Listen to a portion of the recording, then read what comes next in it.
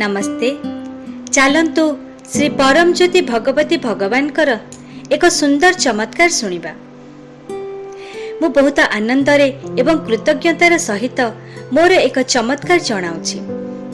मु केरलर बिंदु पीयूष। मो आखि सामने होइथिबा एही चमत्कार को देखि मु बहुत आश्चर्य हेली। मोर दुकान रे मते साहाय्य करिबा पे रेखा नामक जड़े कर्मचारी थिले।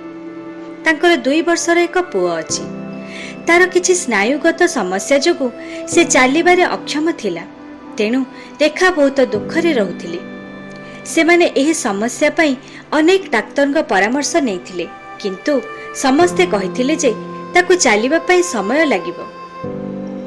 डाक्टर माने ता पई एक वाकर गाड़ी आनिबा पई परामर्श देले।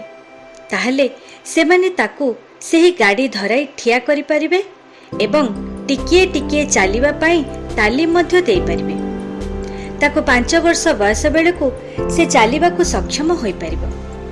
शेष दिन रेखा दुकान को आसीथिले।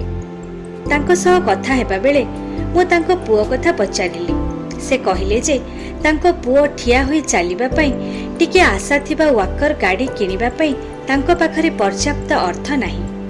मु दुखित होई संगे संगे अमेजन रु एक गाड़ी ऑर्डर कली एवं तांको मो घर को आसी गत 2 सप्ताह रु चलीथिबा बरजज्ञ रे मध्य जोग देबा को कहिली। से संगे संगे सेथिरे राजी हेले। गतकाली मु गाड़ी पाइबा परे तांको फोन करी गाड़ी आसी नै जिबा को कहिली। से जेतेबेले दुकान को आसिले तांको पुओ जेपरी 5 वर्ष बयस पूर्वरु शीघ्र ठिया हुई चलिबारे समर्थ हेबो सेथिपाई एक प्रार्थना लेखि श्रीमूर्ति सम्मुखरे रखिबा पई कहिली एवं जेतेबेले से रविवार दिन बरजज्ञ रे भाग नेबा पई आसीबे सेही प्रार्थना पत्र को सांगरे नै आसीबे बोली कहिली। से गाड़ी को घर को नै गले एवं संगे संगे प्रार्थना लिखि तांको पूजा कक्ष रे रखिले। पूजा कक्षरु बाहर को आसीबा परे मु देइथिबा गाड़ी को धरिबा पई तांको पुओ दौड़ुथिबार देखि से आश्चर्य होई गले। एहा एते बड़ चमत्कार थिला जे तांको पड़ोसी माने मध्य एहा देखिबा पई आसीथिले।